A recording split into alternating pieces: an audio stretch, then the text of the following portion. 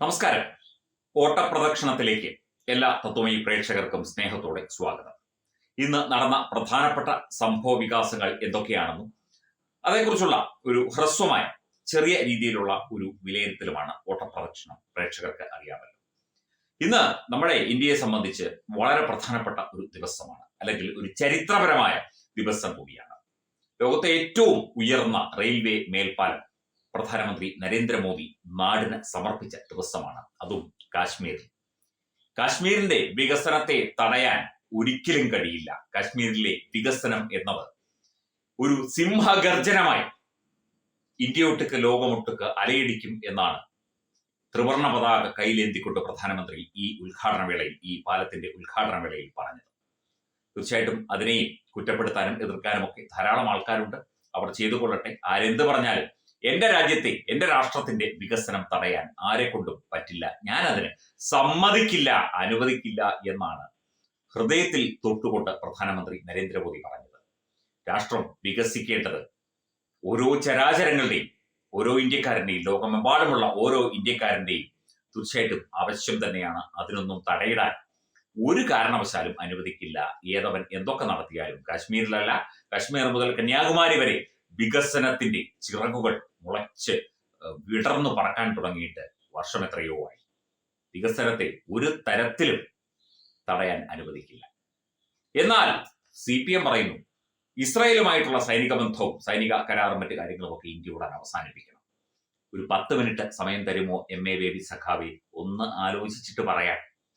പ്രധാനമന്ത്രി നരേന്ദ്രമോദിയോടാണോ അല്ലെങ്കിൽ ഇവിടെ ഭാരത സർക്കാരിനോടാണോ, ആരോടാണ് അദ്ദേഹം പറഞ്ഞത് എന്നറിയില്ല. എന്തായാലും CPM എന്ന പാർട്ടി പറയുന്നു, ഇസ്രായേലുമായിട്ടുള്ള കരാറും കാര്യങ്ങളും ഒക്കെ കൂട്ടിക്കെട്ടണം, പകരം തുർക്കിയുമായി കരാറിൽ ഏർപ്പെട്ടാലോ നന്നായിരിക്കുമോ, അല്ലെങ്കിൽ സിറിയയുമായിട്ടോ ഇറാനുമായിട്ടോ ഇനി നിങ്ങളുടെ ചൈനയുമായിട്ടോ, ചങ്കിലെ ചൈനയുമായിട്ടൊക്കെ കരാറിൽ ഏർപ്പെട്ടാൽ കുഴപ്പമുണ്ടോ?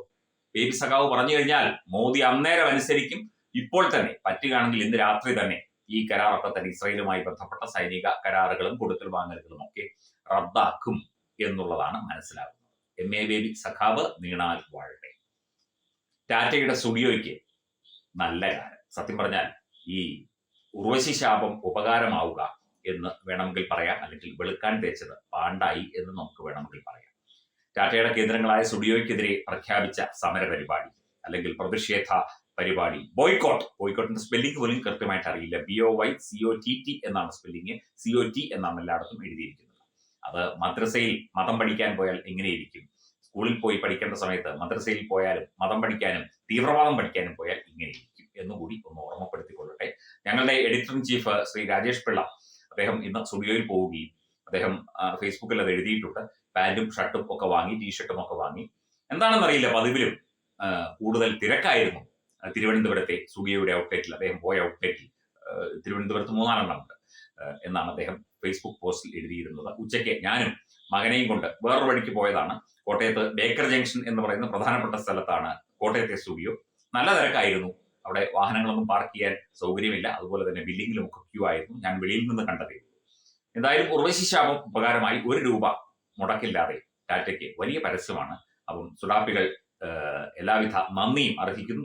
ഇവരെ സുഡാപ്പികളെയൊക്കെ ചേർത്ത് നിർത്തി ഒരു അനുമോദന യോഗം ടാറ്റ സംഘടിപ്പിക്കും എന്നുകൂടി പ്രതീക്ഷിച്ചുകൊള്ളുന്നു.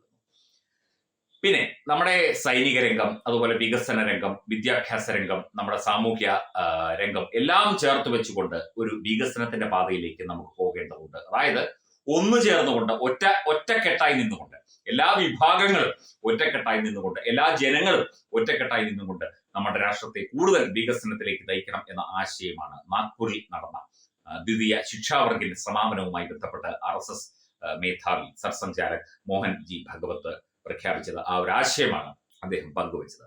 തീർച്ചയായിട്ടും രാഷ്ട്രപരംവൈഭവത്തിലേക്ക് രാഷ്ട്രത്തെ നയിക്കാൻ, സമ്പൂർണ്ണ രാഷ്ട്രപരംവൈഭവത്തിലേക്ക് രാജ്യത്തെ നയിക്കാൻ എല്ലാ സമൂഹങ്ങളും, പ്രതിരോധ സംവിധാനങ്ങളും, നമ്മുടെ സുരക്ഷയെ കൂടി കരുതിക്കൊണ്ട് പ്രതിരോധ സംവിധാനങ്ങളും ഒക്കെ ഒറ്റക്കെട്ടായി നിന്നുകൊണ്ട് മുമ്പോട്ട് പോകണം എന്ന ആശയമാണ് നാഗ്പൂരിൽ അദ്ദേഹത്തിന്റെ ബൗദ്ധിക്കിലൂടെ, അദ്ദേഹത്തിന്റെ പ്രസംഗത്തിലൂടെ അവതരിപ്പിച്ചത്. തീർച്ചയായിട്ടും അത് ഉടൻ തന്നെ സാധ്യമാകും. എല്ലാവരും ചേർന്ന് നമ്മുടെ ഭാരതത്തെ മുമ്പോട്ട് നയിക്കുകയാണ്.